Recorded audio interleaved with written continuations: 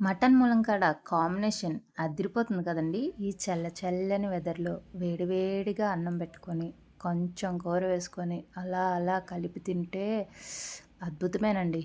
ఇంకా లేట్ చేయకుండా ప్రాసెస్‌లోకి వెళ్ళిపోదాం.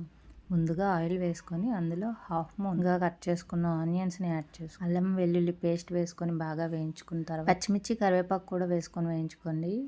అవి బాగా వేగాక టమాటాలు వేసుకోండి.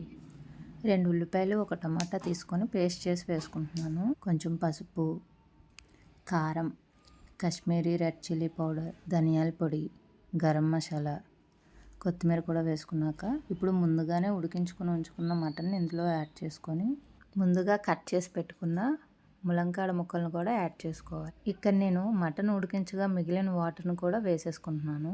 తర్వాత ఇంకొంచెం నార్మల్ వాటర్ యాడ్ చేసుకొని సరిపడా ఉప్పు వేసుకోండి. బాగా ఉడికించుకున్న తర్వాత పచ్చి కొబ్బరి తురుము, లాస్ట్లో మసాలా యాడ్ చేసుకుంటే రెడీ అయిపోయినట్టే. కొత్తిమీర వేయటం మర్చిపోకండి.